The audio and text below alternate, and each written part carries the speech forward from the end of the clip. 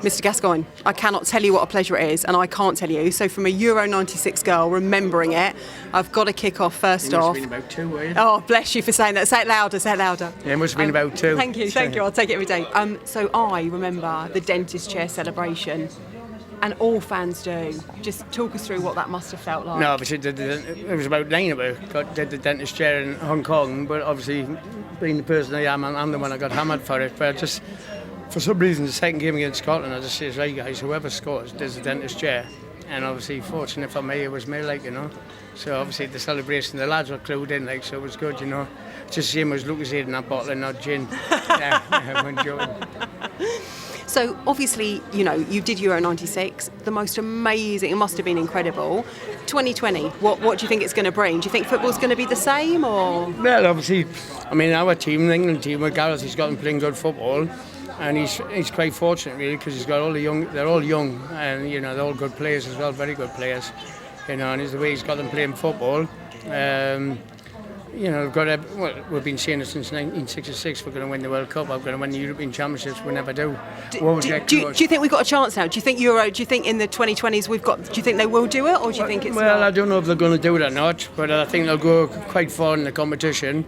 It's just sometimes, you know, when you're playing in the qualifying games and they're playing like rubbish teams, then, you know, they're winning 5 and 6-0. When it comes against like France and Italy, it's completely different. You know, and Germany, teams like that are so strong. So as long as we stay injury free, I think Rashford's out. I think, and what's his name? Tottenham up front. God, I forgot his name now. God, Harry Kane. Yeah, he's injured. So you know, if I can get one of them back, you know. But like I said, you know, as Terry Venables always says, if you don't concede, you can't get beat. But it's scoring goals. You know, that's the thing. You know. Yeah. Scoring goals, so we're going to obviously do that, but we need to get off to a good start. Yeah. And what do you think about the Roving Games? Because obviously, you know, 51 games, 31 days, 12 countries. Do you think that's good, or actually is it better for a squad just to be somewhere and stay somewhere? Yeah, I mean, obviously it's always nice to stay. I mean, we travelled around when we played in the World Cup 1990, I know that. It's nice being given an ambassador for UEFA, so I'm looking forward to some of the games anyway. But and yeah, your ambassadors, that's amazing, isn't it? Fantastic. Yeah. And how much of a pressure is that? What does that? No, it's no pressure for me. I'm playing in front of 100,000. Being a UEFA is just a little notch on my button, I think, on my jacket. But no, it's, I mean, just the lads. Obviously, it can be sometimes disturbing when you're like playing one game and then you go into the hotel and then you're up late, and you know, it's nice. Like, we were quite fortunate in the World Cup because we stuck together for about 4 weeks before anything started. But yeah, changing grounds and atmospheres and all that.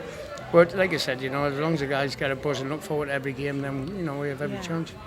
And what, as now not a player, who's your team?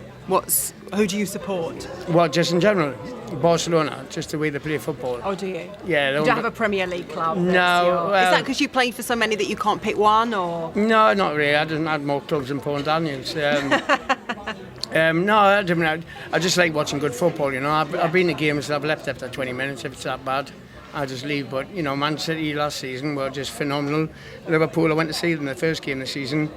They went one up, and then obviously the way they're playing football is class. And clubs got them playing. Do you ever regret 88? You had the chance to sign for Man U or Spurs. Do you ever think you made the right decision, or is there a bit where you think you should have gone the other way? No, sometimes you always like to think, oh, well, what would be like if I played for Man United, but that season with Tottenham, we finished higher than Man United. We got the FA Cup final, scored in every round, and I was in a great, unbelievable manager, you know. But yeah, when I look back and think, I would have won more medals. Well, I would have won more medals, I suppose, if I was with Man United. But you know, I loved my time at Tottenham, you know, and Terry Venables gives us the opportunity to move abroad to play in Lazio, so I had the chance of playing abroad, and that was tough. And what do you think it's better to score for your country or for your club? What's the bit that gives you the heart moment? What's better to play? I mean, when you score a goal like I did at Scotland, then obviously your country, but when you score a goal like I did for Tottenham against Dave Saban, that's just as good as well, you know. Yeah. I just do it for the crowd, me, and the bigger the crowd, you know. I always tell people, you know, When I used to play and I used to get some mistake, it might take 50,000 people to upset one person, but one person can upset 50,000 by sticking the ball in the back of the net. Yeah. So I used to look forward to that, you know. And Paul, really interesting, obviously, that you've had turmoil in your life, but actually that football crowd, how important is that 12th man? How important is that crowd behind you? I mean, most of it's lies. I mean, listen, you've got to understand, I've took the newspapers to the court 20 odd times, I've won 20 odd times for the lies they put, you know. And how much of that? I mean, obviously we've seen, this week we've probably seen more tragedy in social media, and I always say social media has made us the least social we've ever been, and it pains me that people live under this scrutiny. Yeah, I know. But how hard is it to really? Easy. I mean, I'm off Twitter. I put myself off Twitter. I'm off Instagram. It's like I think, right, what you don't read, you can't upset you. But then someone texts you on your phone, you're not going to believe what's in the papers today. I don't know what's in it, and then tell us, and I went, "Oh, cheers for that." But no, if I get down, I just walk down the high street and the public pick us up as well, you know. But, I've been through so much in my life. After football, during football, I was absolutely class, but afterwards, obviously, I made mistakes. But, that's something I don't dwell on, really, to be fair. I just think, oh, shit, what have I done?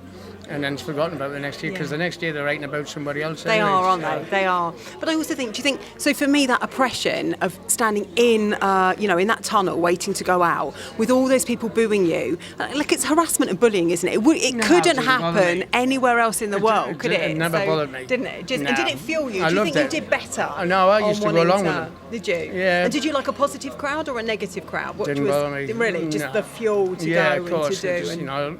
Because they didn't realise, off the pitch, I was always surrounded by the press and photographers constantly. So when I was on the pitch for 90 minutes, that was my holiday. Was it? And just loved it? Just really loved it that much? And when you stop playing, how hard is that to replace? I was always told by Kenny Dalglish to plan, just 3 years before you're going to quit playing, plan stuff. And I thought, well, 3 years, and the next thing, 2 years, it's all right. And then let's say, you're not playing anymore, but and then it's just the day-to-day stuff that you miss in the dressing room, you know. Yeah, that banter. Yeah. And I've heard some stories, so I know Paul Ince very well, and I've heard some great stories. John Slarko, you lived and breathed this, didn't you? You were the king of it all, weren't you? Some laughs with John. A few laughs with John. I remember with England, I felt so guilty though. I said, John, be careful, you might do your ligaments for a laugh. And 5 minutes later, I did it. He fell down a pothole. So I went, oh, shit. Did you curse it? So they no. No, it's all right. I did a few mad things. Of all the managers you worked with, who was the best? Who's the one that led you on the path? I pick one out. I mean, Bob Robson was just really the World Cup and leading up to it. He was like a father figure to me. Terry Venables was brilliant man to man, and Walter Smith knew when to wring your neck and when not to. Yeah, so I was quite fortunate to be under some great managers, And now, do you think management is the same as it is, or do you think they're not? No. I feel sorry for managers sometimes because sometimes the agents try and get involved. The players, it's like player powers. Some of them, it all depends what your manager you like. I mean, I don't think many people mess about with Jose Mourinho or Pep Guardiola. So it all depends who the managers are, who the players are. I mean, look at it's not Pogba, the other player that was here for ages, played for Man City, the black guy up front. You get a player messing about like that, you just put him in the reserves. That's what you do, and then the players are sure pull themselves down after that. So if you could go back and do anything differently, that really tough question. You wouldn't do anything different. No. Just do it exactly the same way. Play for the same clubs, go the same way, same Yeah, path, of course. everything. Yeah, definitely. Yeah.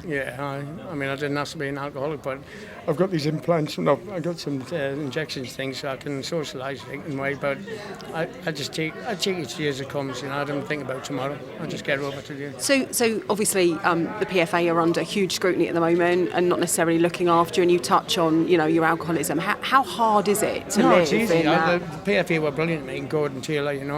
I think I opened up the PFA for them years ago when I was 17.